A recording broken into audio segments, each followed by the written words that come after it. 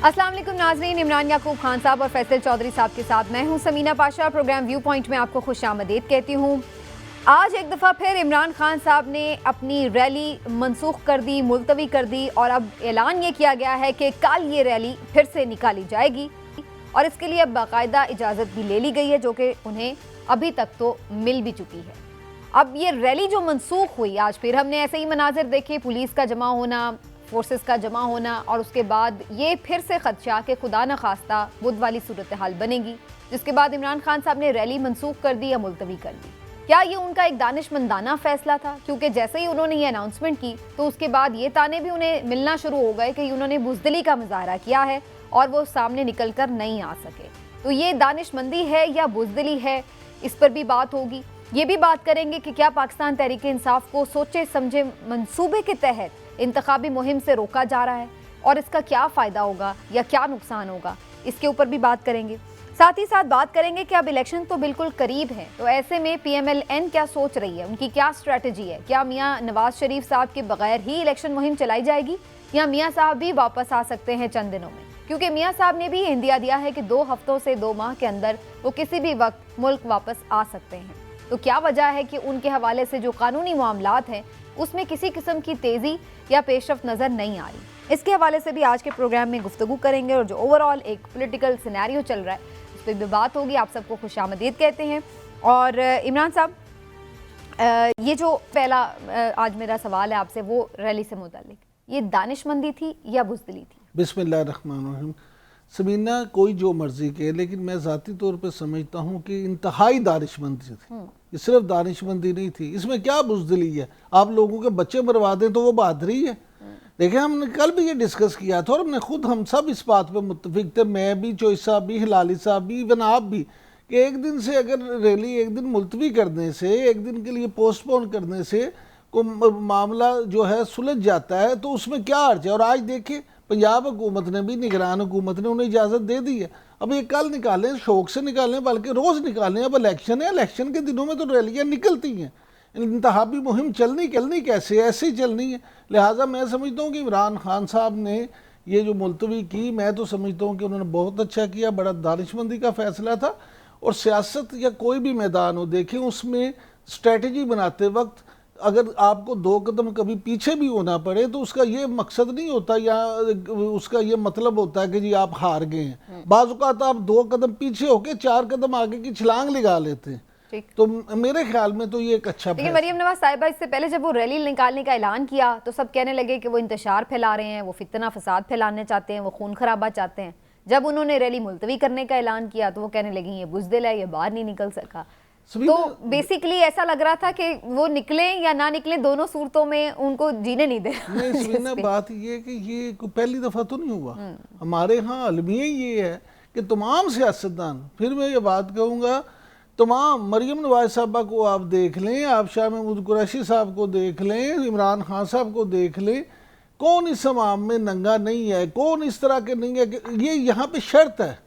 शायद हमारे यहाँ सियासत करने का ढंग ही ये बन चुका है कि आपने अपने मुखालिफ पे तनकीद ही करनी है, आपने उसके लत्ते ही लेने हैं, वो अच्छा फैसला करे या बुरा, आपने मेरिट पे कभी कोई बात नहीं करी। लेकिन इमरान साहब, ये मेरिट पे लगी थी दफ़ा 144, क्योंकि उसी शहर में और एक्टिविटीज़ हों, लेकिन सिर्फ एक पर्टिकुलर सियासी जमात को किसी काम से रोका जाए, किसी एक्टिविटी से, तो ये आपके ख्याल से एक तासुब का मुजाहरा नहीं है? मैं ज़ाती तौर पर समझता हूँ कि इसमें उस तरह से हम भी हर चीज़ में ना ज़रूर वो तासुब ही निकालने की कोशिश करें तो वो भी मुनासिब नहीं है।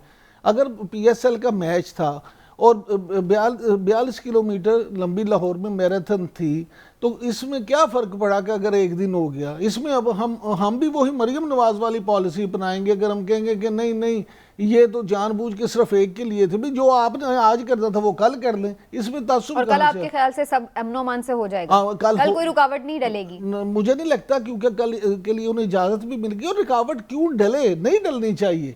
निगरान हुकूमत को तो ये चाहिए कि जो उन पर एतराज़ात हो रहे हैं, जो PTI की तरफ से बातें हो रही हैं और जो उन पर तनकीद की जा रही है, वो तो ऐसे इक़दाम करें कि लोगों के मुंह बंद करें। ठीक हो गया जी। आपका क्या ख्याल है चौधरी साहब, दफा 144 को पीटीआई अब चैलेंज भी कर रही है, तो आपको क्या नजर आ रहा है कि क्या दोबारा भी इसका नफाज फिर कहीं कल सुबह किसी वजह से बनाया जा सकता है बहाना कि अब ये हो रहा है लिहाजा नहीं? और आज की जो खान साहब की स्ट्रैटेजी थी उसके ऊपर भी जरा आप कमेंट करें। जी सर। नहीं, रैली को मौकूफ़ करना तो एक दानिशमंदाना सियासी फैसला है और ये बेहतर है कि आज उन्होंने इलेक्शन कमीशन में भी पटीशन डाली है, सुबह उनका भी है, सुबह 144 को उनको कोर्ट्स में बिल्कुल चैलेंज भी करना चाहिए, क्योंकि मैं नहीं समझता कि ये जो निगरान हुकूमत है वो गैर जानबदार है, वो इंतहाई जानबदार बल्कि मुखासमत की हद तक जो है पीटीआई के ख़िलाफ़ है और वो कल सुबह भी ऐसी हरकत करेंगे जिससे ये मामला बिगड़े।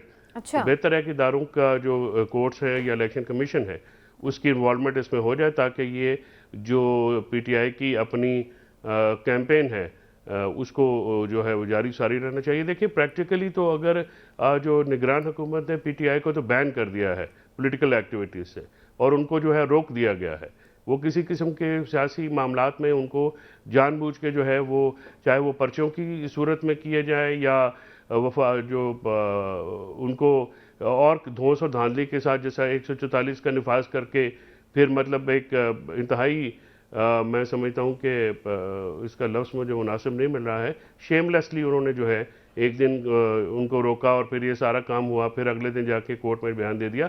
तो मैं समझता हूँ कि पीटीआई को जो है अपनी जो लीगल रेमेडीज़ है वो सीख कर लेनी चाहिए, क्योंकि इस हुकूमत पर एतबार करना शायद वो तो कोई अकल वाली बात नहीं होगी। एक जाने वो रैली तो निकालेंगे और बिल्कुल सब इस बात पे मुत्तफक हैं कि ये उनका सियासी हक है, लेकिन चौधरी साहब फिर तनकीद तो ये बनेगी ना, कल उनकी कोर्ट में भी पेशी है, वहाँ पर अगर वो पेश नहीं होते, रैली निकालते हैं, वहाँ पर कोर्ट में वो कहते हैं कि जी ख़तरा है, सिक्योरिटी खदशात है, तो रैली में भी तो सिक्योरिटी खदशात का रहेगा ना, एक खुदा न खासा किसी किस्म का खदशा अंदेशा, तो फिर ये दोनों नैरेटिव साथ साथ कैसे चल सकते हैं? शदीद किस्म के ख़तरात तो हैं अपने इमरान खान को, लेकिन इमरान खान उनको जीत के अब उनको सामने रख के ही चल रहे हैं। और रैली में जहाँ तक मेरे इतलात हैं कि उनका एक्सपोजर नहीं है, यानी वो गाड़ी के अंदर ही रह सकते हैं। जहाँ तक मुकदमात की बात है, मुकदमात इस हद तक ज़्यादा कर दिए गए हैं कि अगर उनकी डेली पेशी जो है वो मैनेज कर ली जाए तो वो अगले 4 महीने जो हैं वो डेली कोर्ट्स में होंगे, वो पॉलिटिक्स नहीं करेंगे। हम इस मुल्क में एक हिस्ट्री है, हमने देखी है, अरशद शरीफ साहब मेरे साथ खड़े होते थे, मैं उनको रिप्रेजेंट कर रहा था और वो चीखते रहे कि उनकी जान को ख़तरा है, तो आखिर में जो हालात हुए वो आपके सामने हैं। इसी तरह बेनज़ीर भुट्टो जो हैं उनके बारे में किसी ज़्यादा सिक्योरिटी खदशात का इजहार किया गया, लेकिन आखिर में उनको 2 जगह, पहले कारसाज में कराची में टारगेट किया गया और फिर उनको ये लियाकत बाग में जो है शहीद कर दिया गया। तो ऐसे एलिमेंट्स पाकिस्तान की सियासत में मौजूद रहते हैं जो कि पाकिस्तान को डिस्टेबल करना चाहते हैं।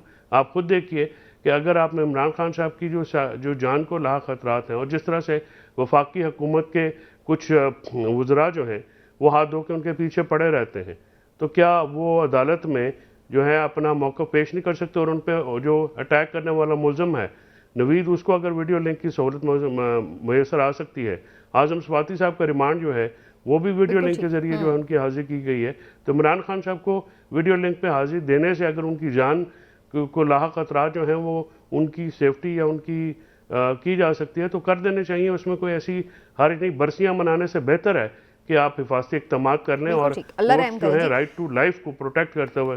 राइट, इमरान साहब आपके ख्याल उनको से ये सहूलत दे।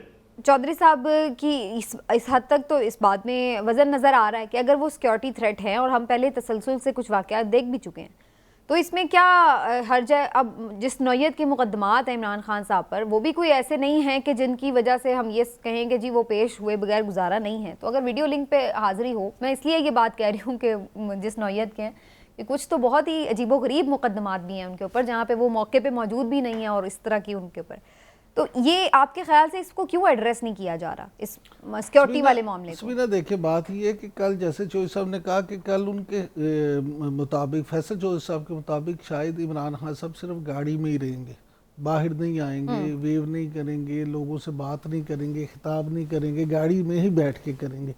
उस तरह से उनकी वो नहीं है एक्सपोजर उस तरह से, तो फिर एक अलग बात है। लेकिन अगर दूसरी सूरत में कि वो रैली में भरपूर हिस्सा लें और अदालत में जाती दफ़ा ये कहें कि जी मैं इसलिए नहीं आता कि मुझे जान को ख़तरा है। कोई शक नहीं है कि इमरान खान की जान को ख़तरा है, इसमें कोई शक नहीं है कि इमरान खान साहब की जान बहुत कीमती है। वैसे तो हर पाकिस्तानी की जान बहुत कीमती है, हर इंसान की जान बड़ी कीमती है, लेकिन इमरान खान साहब हमारी कौम के हीरो हैं। इमरान खान साहब एक सियासी जमात के रहनुमा हैं, सरबराह हैं और मकबूल तरीन इस वक्त सियासी रहनुमा, इसमें कोई शक नहीं। लेकिन जो बात आपने अपने सवाल में की, जिसमें आपने बाद में कहा भी कि कुछ केसेस, बिल्कुल कुछ केसेस ऐसे हैं जिनमें जाना उनका हो, लेकिन केस कुछ बहुत सीरियस नौयत के भी केस हैं जिसमें उन्हें जाना चाहिए और अपनी पोजीशन वाज़े करनी चाहिए।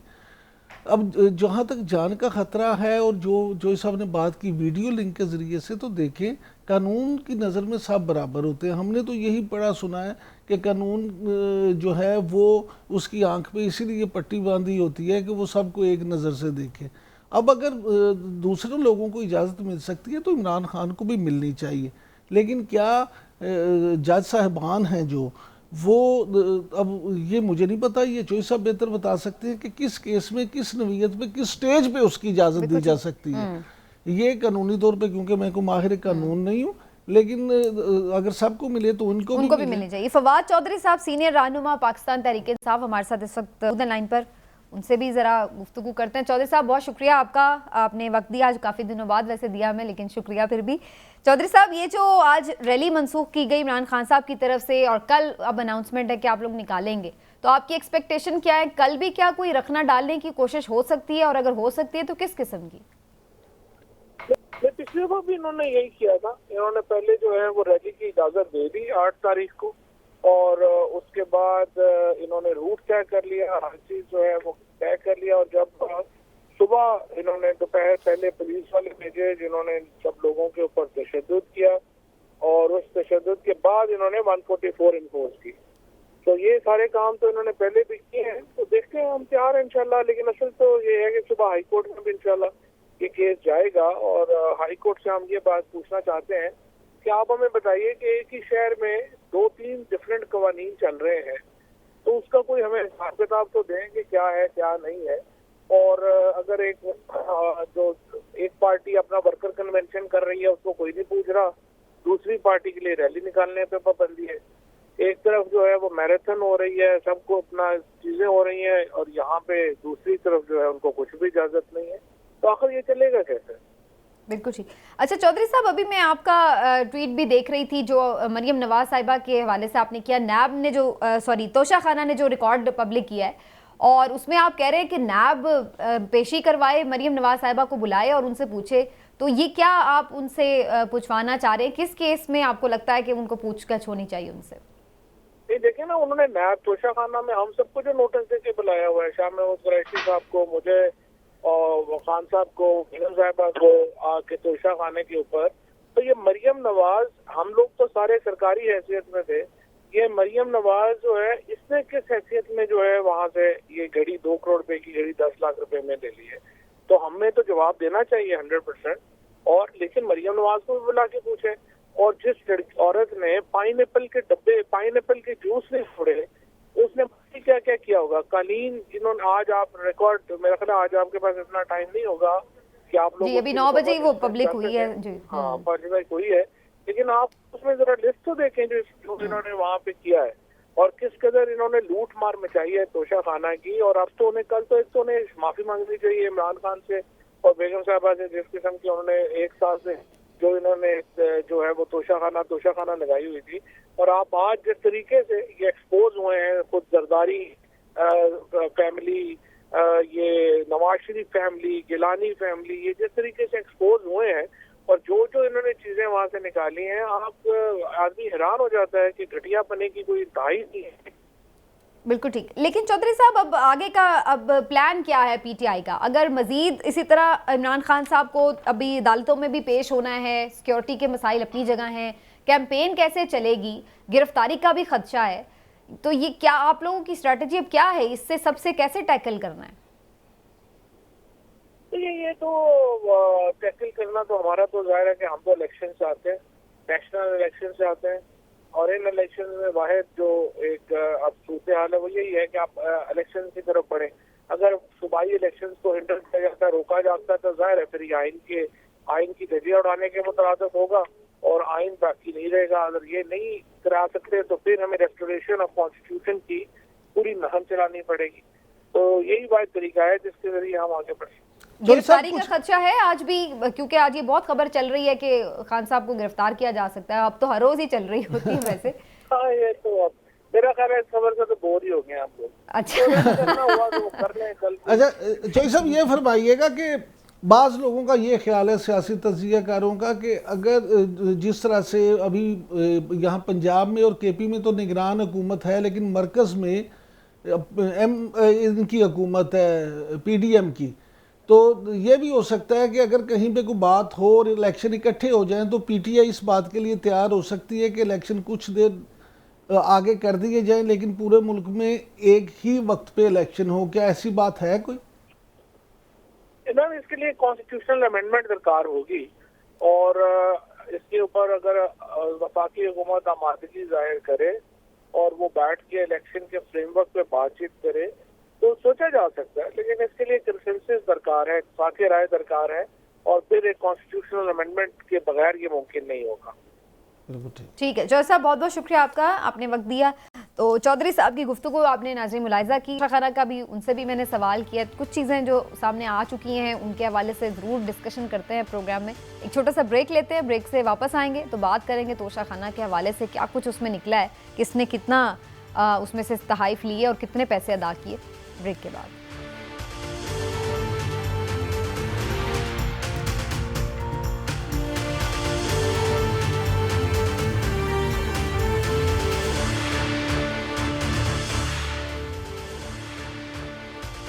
जी, वेलकम बैक नाजरीन।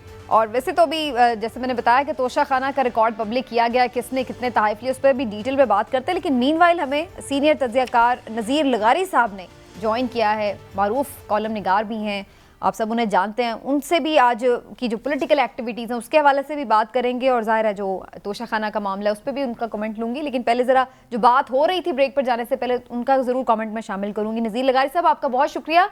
और सर, जिस तरह से आज हमने गुफ्तगू का आगाज़ किया था, जो रैली इमरान खान साहब की थी, फिर जिस तरह से वो मुलतवी हुई, अब कल दोबारा से ऐलान है, तो ओवरऑल सर ये तासुर ऐसा बन रहा है, बनाया जा रहा है कि शायद PTI को रोका जा रहा है इंतखाबी मुहिम से, कैंपेन नहीं करने दी जा रही, दीवार से लगाया जा रहा है।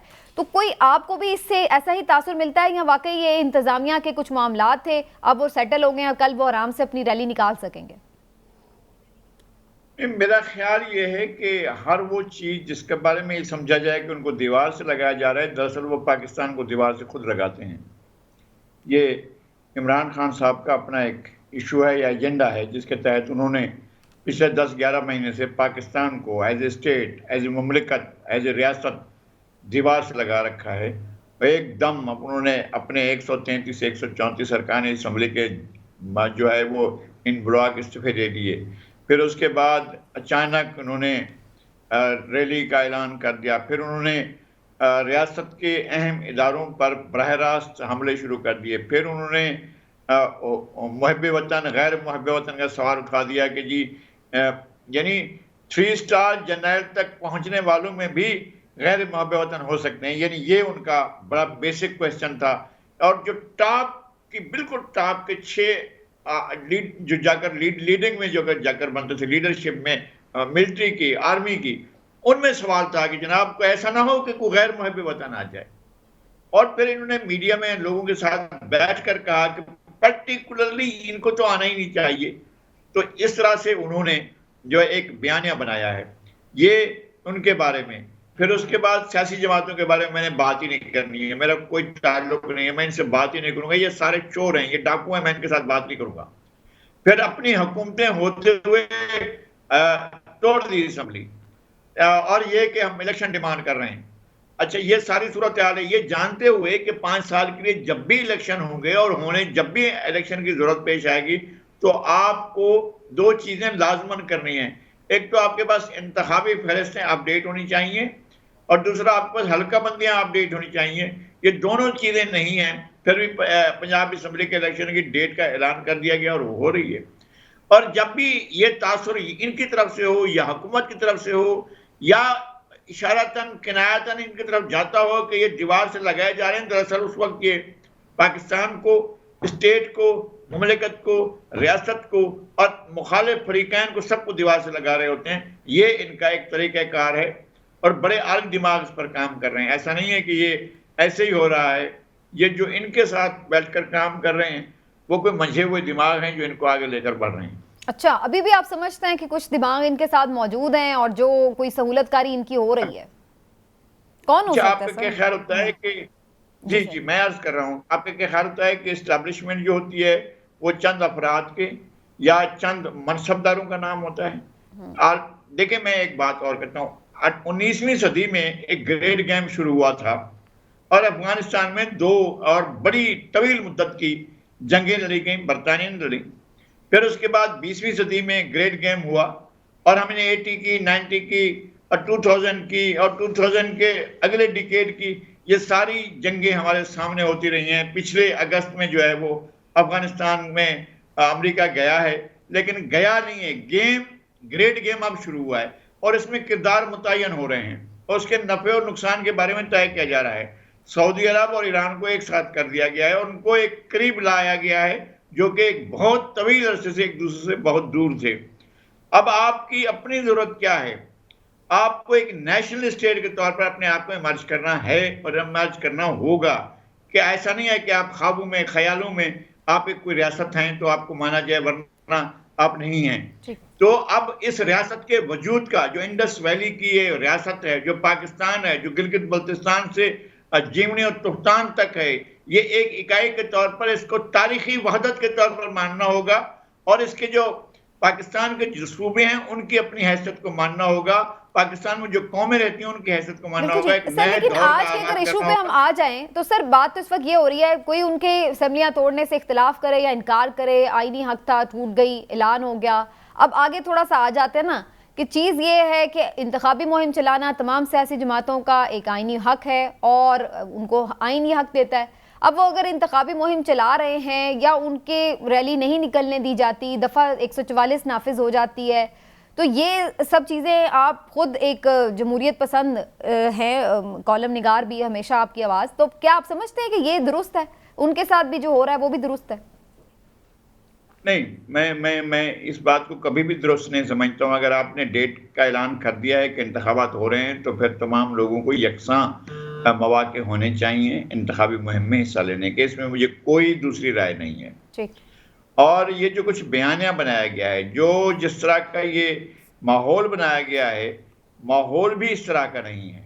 ठीक है, मैं फिर अर्ज करता हूँ, मेरी बात को बहुत मुख्तसर ये बात है कि हमारा एक ग्रेट गेम शुरू हो चुका है और जिसमें हम बहुत ही ऑकवर्ड पोजीशन में चले गए हैं और हमें ये जो कुछ भी हो रहा है पाकिस्तान, इसमें पॉलिटिकल पार्टी का क्या, मतलब पीएमएल इनकी क्या पाकिस्तान के मुकाबले में क्या हैसियत है, पीपल्स पार्टी की क्या हैसियत है, पीटीआई की क्या हैसियत है? ठीक है, मुल्क की सियासी जमातें हैं, काबिल एहतराम जमातें हैं, लेकिन क्या हम इन पर छोड़ सकते हैं कि वो पाकिस्तान के या किसी भी इदारे पर हम उनको छोड़ सकते हैं कि पाकिस्तान के मुस्तकबिल का फैसला जो है उसके खिलाफ हो? हम नहीं छोड़ सकते। और हम अपनी आवाज भी उठा रहे हैं। बिल्कुल ठीक है, पाकिस्तान की सालमियत सबसे मुकद्दम है और तमाम सियासी जमातों को इस पर यकसू होना चाहिए, इस पर कोई इख्तलाफ नहीं होना चाहिए। लेकिन थोड़ा सा आगे बढ़ते हैं, जो बात हो रही थी, जैसे मैंने ये तो पॉलिटिकल उस पर आपका मैंने राय लेनी थी, लेकिन हम तोशा खाना पर आ गए थे, कुछ चीज़ें उसमें आ रही हैं। चौधरी साहब, एक बड़ा नैरेटिव हमने देखा इमरान खान साहब के अगेंस्ट बनाया गया था, घड़ी चोर बहुत ज़्यादा। तो जो तफसीलात मैं थोड़ी देर में देख पाई हूँ तोशा खाना की, शायद ही कोई लीडर हो जिसने घड़ी ना ली हो तोशा खाना से। नवाज शरीफ साहब से लेके, मरीम नवाज साहिबा से लेके, शाहिद खाकान अब्बासी साहब की एहलिया से लेके, कुछ जरदारी साहब, कोई बंदा नहीं मुझे ऐसा नज़र आ रहा जिसने घड़ी ना लिया हो। घड़ी तकरीबन सब ने ली है, उसके बाद जो बाकी तहाइफ है वो मिक्स चल रहे हैं। तो ये जो तफसीलात सामने आई हैं, इसको आप कैसे देख रहे हैं और क्या आपके ख्याल से ये तो एक अच्छा कदम, इसकी तो आप तारीफ करेंगे कि कम से कम पब्लिक हो गई सारी चीज़ें?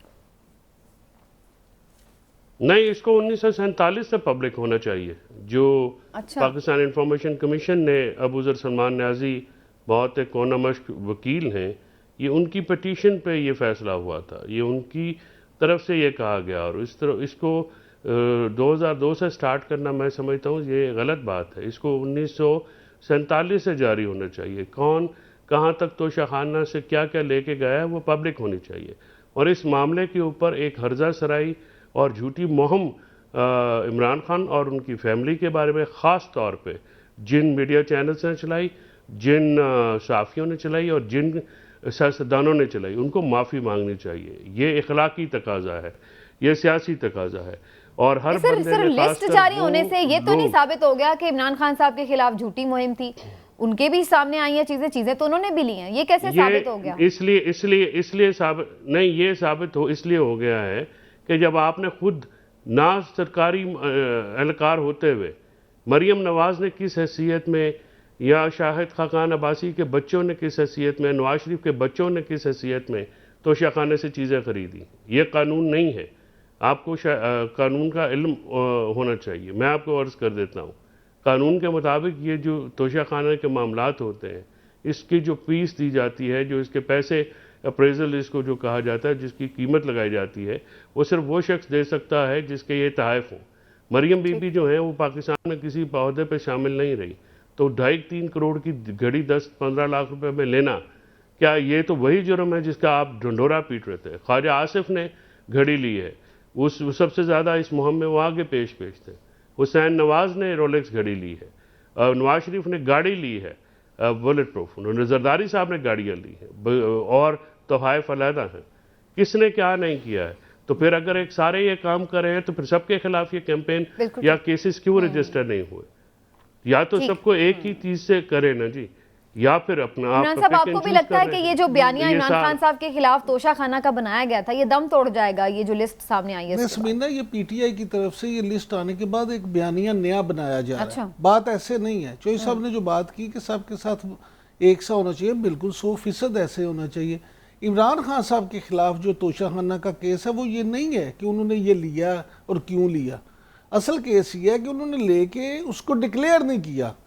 जैसे आपने नवाज शरीफ को निकाला था कि उसने अपने बेटे से नहीं इमरान खान साहब, इमरान याकूब साहब जरा प्लीज दुरुस्तगी कर लीजिएगा। ये केस नहीं है जी, ये केस नहीं है। क्या केस है चौधरी साहब? ये डिक्लेरेशन का केस नहीं है, फॉल्स डिक्लेरेशन का केस नहीं है सर। तो क्या है सर केस? क्या केस है चौधरी साहब, आप बताएं। हाँ जी, क्या इल्जाम है उन पे? ये केस मैं समझने की कोशिश कर रहा हूँ कि है क्या। अच्छा, ये अभी तक उसका जो मामला किया है, हाँ जी, ये जो इलेक्शन कमीशन ने जो केस बनाया है, इसका मुंह सिर पैर ही कोई नहीं है। वो यही केस है कि आपने, और जो सियासी बयानिया बनाया गया था वो ये बनाया गया जी कि आपने घड़ी ली तो आपने बेच दी। उसमें कहाँ पे लिखा हुआ है, कहाँ किस केस में लिखा हुआ है कि आपने ये घड़ी ली है और कम कीमत पे ली है, ज्यादा कीमत पे ली है? ये तो केस ही नहीं है। केस ये है कि आपने घड़ी लेके बेच दी है। चौधरी साहब, ये तो आप ये केस है सर। ये तो देखिए, गुजारिश सर, मैं तो आपको कागजात की बात बता रहा हूँ ना, मैंने केस थोड़ी बनाया, या आपने थोड़ी बनाया, हमने से तो किसी ने नहीं बनाया। सर, जो टैक्स रिटर्न इन्होंने की, जो डिक्लेरेशन था, उसमें कहाँ इन्होंने बताया? हाँ साहब ने तो नहीं बताया। असल इशू तो ये सर, ये एफबीआर में डिक्लेयर्ड है, उसमें 2 साल के बाद है। अगर आपने 2018 की जो अगर एफबीआर की रिटर्न में नहीं किया तो आप 2019 में ये कर सकते हैं। ये आप भी कर सकते हैं, मैं भी कर सकता हूँ, पाकिस्तान का कोई शहरी कर सकता है, और इसकी जो मालियत है वो डिक्लेयर कर दी गई है। सर, गुजारिश ये तो उसके बाद की है ना। मामला ये है कि यहाँ तो देखे नहीं सर, ये उससे पहले हो चुकी थी ना, दुरुस्ती के लिए जरूरी है। चौधरी साहब, कानूनी निकात तो कई निकाले जा सकते हैं, लेकिन जाती तौर पे मैं तो ये समझता हूँ कि हुक्मरानों को तो सबसे ज्यादा इस पे जो है सेंसिटिव होना चाहिए। खाली इमरान खान या नवाज शरीफ, सब हुक्मरानों को होना चाहिए ना सर, पिक एंड चूज तो नहीं होना चाहिए। यही तो कह रहा हूँ सवाल है। चौधरी साहब, और फिर इस तरह तो फिर ये भी किया जा सकता है इमरान साहब, इस लिस्ट आने के बाद किसने कब ली, सारी तफसील तो आ गई।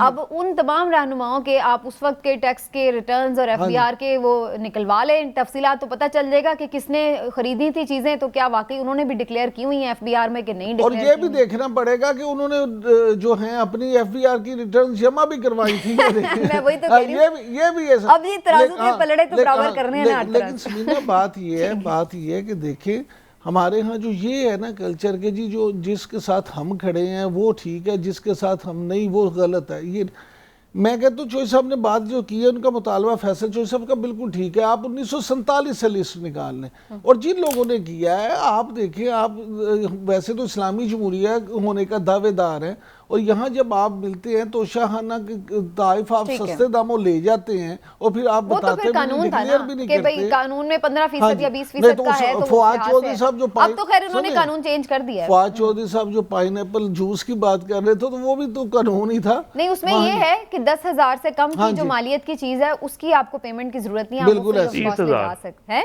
20,000 है? अच्छा मेरे 30,000 से, और फिर ये जब हाँ जी। तो बाद अच्छा, में रूल 30,000 बना था, पहले 15% था, अब 50%। अब 50, ये तो पीटीआई के दौर में ही हुआ है। ठीक हो गया। लगारी साहब को भी मैं जरा इसमें शामिल कर लूं। 50 जी, लेकिन पेमेंट उन्होंने भी 15% वाली वो तो की थी। पुराना लिया था ना कि तो कानून बाद में आया। लेकिन लगारी साहब, जो तोशाखाना का मामला है, आपके ख्याल से ये कितना सीरियस है इमरान खान साहब के लिए? और अब जब लिस्ट आ रही है जिसमें और भी लोगों ने लिए हुए चीज़ें, और जाहिर है अब जांच पड़ताल हो सकती है कि किसने कितने राइटली कीमत लगवाई और पैसे कितने राइटली दिए और डिक्लेयर किए कि नहीं, तो ये तो फिर ऐसा पेंडोरा बॉक्स खुल जाएगा। आपको लगता है इसमें सभी एक जैसे हैं? बहुत शुक्रिया। मैं कहता हूं पहले हमें और तरफ जाना चाहिए। CIA के कवर्ट एक्शन के बहुत से डॉक्यूमेंट्स सामने आए थे। अमेरिकन अपने बहुत से डॉक्यूमेंट्स डीक्लासिफाई करते हैं, वो हमेशा उनके सामने आते रहते हैं। कभी उनको भी देख लिया करें कि पाकिस्तान के कौन से हुक्मरान कौन से ज़माने में कितने पैसे रिश्वत के तौर पर, माहाना तनख्वाह के तौर पर लेते रहे हैं अमेरिका से या अमेरिकन CIA से, किसने कितने पैसे कौन से मामले में खाए हैं। ये तो पूरी डिटेल आई हुई है ना। ये तो हम तो एक दूसरे पर इल्ज़ामबाजी के लिए चीज़ें निकाल रहे हैं। ये जो मुझे नहीं मालूम है, मैं अवेयर नहीं हूं कि जो आज आप लोग बता रहे हैं कि तोशाखाना की तफसीलात आई हैं, वो सरकारी तौर पर जारी हुई हैं या जी सरकारी तौर किसी पर खास कैबिनेट डिवीजन ने सर जारी की है, अपनी वेबसाइट पे अपलोड किया। ये अभी 9 बजे के करीब ही अपलोड हुई है। जी मैं भी देख लूंगा, जी, मैं भी देख लूंगा। लेकिन ये मुतालबा बिल्कुल सही है कि इसको शुरू होना चाहिए जब से पाकिस्तान कायम हुआ है। क़याम पाकिस्तान से लेकर अब तक जो कुछ लिया गया है, जो कुछ गलतकारियां हुई हैं, जो पाकिस्तान में कानून की, आइन की, खजाने की जो लूटमार हुई है और जिस तरह से तोड़ा मरोड़ा गया, इन तमाम के बारे में फैक्ट्स फाइंडिंग होनी चाहिए और पाकिस्तान का एक नए सिरे से नई तश्कील होनी चाहिए। जोग्राफियाई नहीं, एक बिल्कुल सही पाकिस्तान को बनाया जाना चाहिए। ये तो कोई बात नहीं, अगर किसी ने 1 रुपए की भी कंसील फैक्ट की है तो वो कंसील फैक्ट ही है, उसको और कुछ नहीं कहेंगे। अगर किसी शख्स ने 1 रुपया, अगर आपने ये कहा था जब अदालत उज़्मा डिस्क्वालीफाई कर रही थी और फिर वो खलील जिब्रान को कभी और कभी मारियो पूजो को पढ़ा जा रहा था, कभी गॉडफादर में से पूरे पेजेस निकाल कर पढ़े जा रहे थे और हमें ये बता रहे थे काबिल एहतराम जज साहबान, और उसमें से सारी चीजें बता रहे थे और गॉडफादर का भी नाम ले रहे थे, तो ये जाहिर किया था उनके अपने बारे में भी बहुत सी चीजें हैं। लेकिन चूंकि वो कहते हैं हमारा अपना निजाम है, हम उसके तहत एहतराम होगा हमारा। फौज के लोग भी हैं, वो कहते हैं कि हमारा अपना सिस्टम है। बिल्कुल ठीक। पाकिस्तान में एक एक चीज के बारे में पूछा जाना चाहिए। इल्जाम है कि पाकिस्तान कोई भी मुकद्दस गाय ना हो। बिल्कुल ठीक। मैं एक पाकिस्तान के सदर मुमलिकत पर जो अमेरिका से तनख्वाह लेते थे और उनके बारे में डॉक्यूमेंट्स छपे हुए हैं, ऐसा नहीं है कि छुपे हुए हैं, ठीक है। वो भी हमें उन पर भी जाना चाहिए।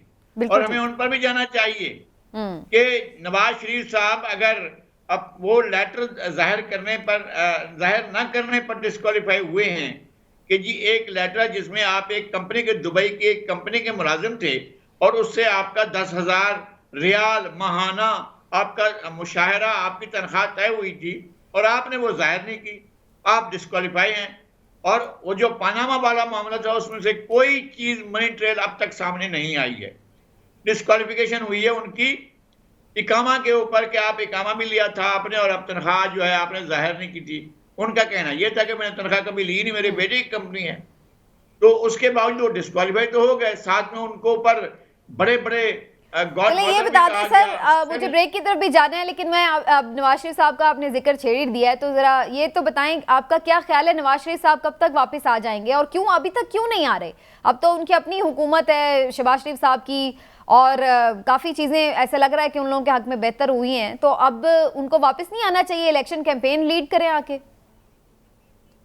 तो उन्हें तो जाना ही नहीं चाहिए था। अच्छा। मेरा तो ये नुक्ता नजर था। इमरान खान की बात अगर कोई अच्छी है तो ये तो है ना कि वो यहाँ पर बैठे हुए हैं। और जरदारी साहब की ये बात तो है कि वो यहाँ पर इस पूरे क्राइसिस के दौरान अब भी यहाँ पर बैठे हुए हैं।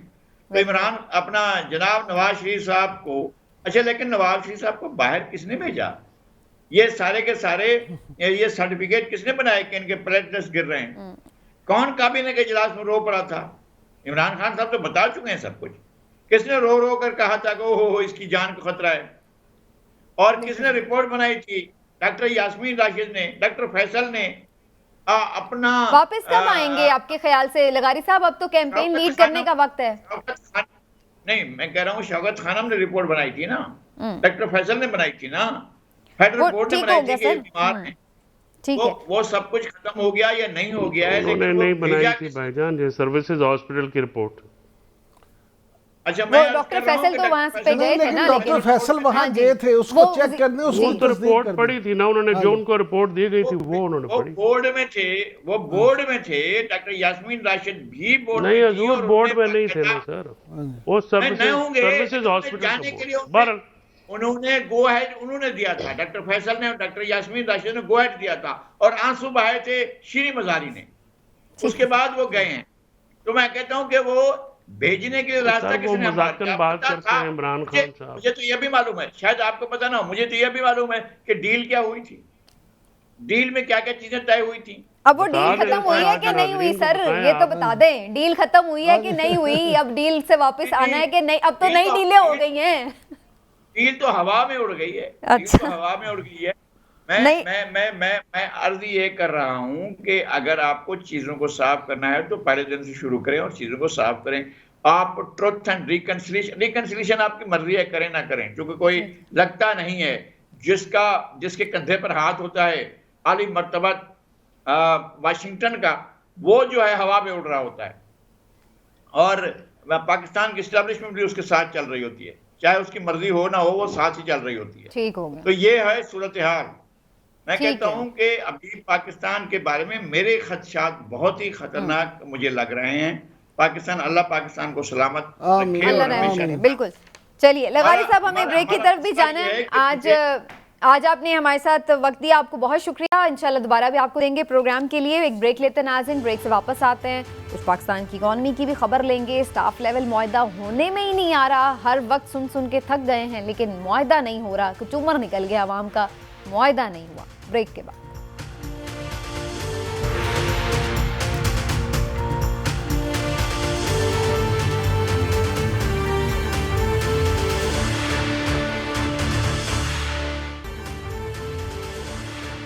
वेलकम बैक नाजरीन। बहुत देर से सुन रहे हैं कि जनाब स्टाफ लेवल मुआहदा अब हो जाएगा, तब हो जाएगा, अगले वीक, 2 दिन बाद, 4 दिन बाद, लेकिन होते होते इतना वक्त गुजर गया है, मुआहदा नहीं हो रहा है। अब तमाम तर शराइत भी तकरीबन पूरी हो चुकी हैं, सब्सिडीज़ ख़त्म कर ली गई हैं, महंगाई का तूफ़ान आ चुका है, बिजली महंगी हो गई, पेट्रोल महंगा हो गया, सेल्स टैक्स भी बढ़ गया, शरह सूद भी बढ़ गई, सब कुछ हो गया।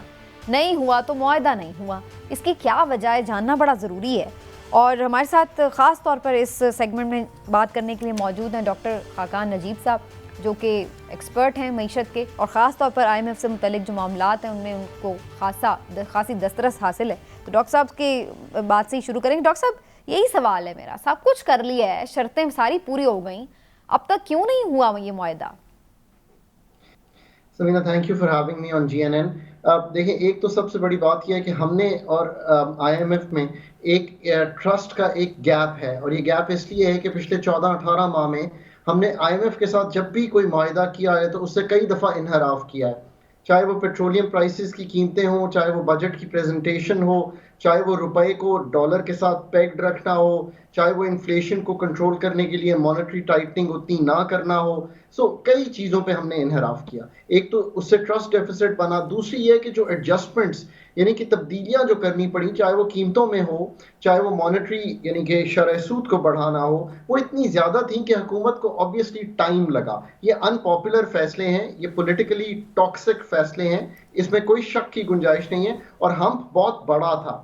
अब जो मसला इस वक्त रुका हुआ है वो हमारे हाथ से बाहर है, और वो ये है कि क्या सऊदी अरेबिया, क्या वर्ल्ड बैंक, क्या ADB, क्या चाइना, क्या UAE, क्या कतर, क्या ये सब लोग मिलकर और हमारे बायलैटरल दूसरे पार्टनर्स जैसे GIZ और यूके की जो एजेंसी है हेल्प कर, क्या वो रकूम दे देंगे जिससे हमारे रिजर्व्स भी बढ़े, हमारा जो माली खसारा करंट अकाउंट का है वो भी पूरा हो, और हम थोड़ी सी एक्सटर्नल सेक्टर को खोल भी सकें अपनी इंपोर्ट्स को। सो अब आई थिंक लेकिन डॉक्टर साहब पहले तो हम ये सुना करते थे कि दोस्त ममालिक और ये सब बाकी इदारे उस वक्त ताउन करेंगे जब हम IMF की डील में चले जाएंगे, IMF से मुआहदा हो जाएगा तो सब हमारी हेल्प करेंगे। अब तो उल्टा लग रहा है, ऐसे लग रहा है कि IMF भी उस वक्त तक हमें पैसे देने के लिए तैयार नहीं जब तक दोस्त ममालिक हमें ना कोई एश्योरेंस दे दें, कोई पैसे ना दे दें, या बाकी जो इदारे हैं वो डील ना कर लें। ऐसा ही है ये इंटरप्रिटेशन? जी, ये इंटरप्रिटेशन ठीक है, और यहाँ पे समीना हमें थोड़ा सा ना IMF को भी रिस्पॉन्सिबल ठहराना पड़ेगा। ऐसा सिर्फ नहीं है कि ये रिसिपिएंट कंट्री ही जो है उसी की कंप्लीट जिम्मेदारी होती है। कोई भी फाइनेंसिंग गैप यानी कि एक्सटर्नल का जो गैप है उसको पूरा करने के लिए IMF को भी उनके साथ एटलीस्ट, मतलब जो मल्टीलैटरल इंस्टीट्यूशंस हैं, वर्ल्ड बैंक, ADB, उनके साथ तो एटलीस्ट खुद ही एक कर लेना चाहिए। अब हमारा और दोस्त ममालिक का भी एक डिफिकल्ट रिलेशनशिप है। सऊदी फॉरेन मिनिस्टर ने आपको ये कहा कि आप भी टैक्स लगाइए क्योंकि हम भी लगा रहे हैं, जब आप लगा लेंगे तो हमसे आगे चलिएगा। अब देखिए ना, ऑब्वियसली चीजें हर सतह पर मुश्किल हैं। सो आपकी बात दुरुस्त है कि ये चिकन एंड एग वाली सिचुएशन बन गई थी, पर अब चाइना ने तो एक फॉर एग्जांपल आपको पैसे भी रीफाइनेंस कर दिए हैं और आई थिंक कॉन्फर्मेशन भी दे दी है। तो लेट्स होप कि बाकियों से हो जाए, क्योंकि समीना ये याद रखिए IMF से कोई राह फरार नहीं है पाकिस्तान के पास। अगर उससे दूर जाएंगे तो आपकी जो इस वक्त इन्फ्लेशन है, जिसमें आई एम ग्लैड कि आपने जिक्र किया, जो 31% पे हमारा CPI इन्फ्लेशन है, पर फूड इन्फ्लेशन 47% पे चल रही है। ये मल्टी डेकेड हाई है और लोगों को जेन्युइनली तकलीफ हो रही है, इसमें कोई शक की गुंजाइश नहीं है। ये फिर कहीं ऐसी जगह पे चली जाएगी जो हम संभाल नहीं पाएंगे। अभी भी अगर IMF से समीना ये डिले ना होता, नवंबर में IMF के मिशन ने आना था। आप खुद सोचिए, डिले होने से IMF से लेकिन डॉक्टर साहब ये जो अगर मुआहदा हो गया तो फिर ये सब चीजें, महंगाई का तूफान जो मुसलसल आगे ही जा रहा है, ये सब चीजें थोड़ा सा बेहतरी आ जाएगी, कोई रुक जाएगा मामला, या उसके बाद मजीद हमें कुछ और भी करना पड़ेगा डील में जाने के बाद, क्योंकि उन्हें पैसे वापस भी तो करने हैं ना? ये बहुत अच्छा सवाल है आपका। मैं इसलिए कहता हूँ कि ये कोई, देखिए IMF कोई मैजिक बॉन्ड नहीं है कि जैसे बॉन्ड चलेगा और IMF से एग्रीमेंट होगा और हम कहेंगे देखें जी कल कीमतें जो है 22% रह गई हैं, अब कीमतों का बढ़ना 15। ऐसा नहीं होगा, पर ऐसा जरूर होगा कि जब डॉलर आएंगे तो हम वीट भी मंगवा पाएंगे, हम कॉटन भी मंगवा पाएंगे। हमारी एक्सपोर्ट जो कि इस वक्त क्लॉग हुई है बिकॉज हम रॉ मटेरियल नहीं बना। सो जो इकोनॉमी में इस वक्त बहुत ही सुस्त रवि हो गई है, उसमें थोड़ी सी बेहतरी दिखाई देगी। प्लस जब रिजर्व्स बेहतर होंगे तो आपकी जो रुपए की कदर जो कि सिर्फ एक ही तरफ मूव कर रही है, यानी कि वीकन होती जा रही है, इसको दोनों तरफ मूव करना चाहिए। जब फंडामेंटल्स बेहतर होंगे, अगर नेट से ऐसा होता है तो आपको जो पेट्रोलियम प्रोडक्ट्स हैं वो कम कीमत पर पाकिस्तान में पड़ेंगी। सो इन्फ्लेशन पे जो आने वाले महीने हैं वो मुश्किल हैं। और समीना, मैंने हमेशा ये कहा है, इस पे आपने मुझे 1 मिनट देना है, कि मैं लोगों को कहता हूं कि आप अपना घर खुद ठीक कीजिए, आप अपना तर्ज अमल खुद बदलिए, क्योंकि अभी conservation at the domestic level, at the commercial level, at the industrial level will save you, because ये आने वाले दिन आसान नहीं है, आने वाले दिन और मुश्किल ही है, बिकॉज अभी प्राइसिंग का जो इफेक्ट है वो गुजर रहा है और किल्लतें हैं हमारे पास, अभी मुश्किल दिन है। लेकिन आपको क्या लग रहा है डॉक्टर साहब, ये जो पॉलिटिकल इंस्टेबिलिटी है कंटिन्यूसली मुल्क में, इसकी वजह से भी IMF कुछ रिलक्टेंट है? और कुछ ये भी हम देखते हैं, बार बार खबरें आती हैं मार्केट में कि वो चाहता है IMF के इलेक्शन ईयर है तो आने वाली गवर्नमेंट्स भी एश्योरेंस दें कि वो भी मुआहदे को कंटिन्यू करेंगी, तो ये भी एक हर्डल है।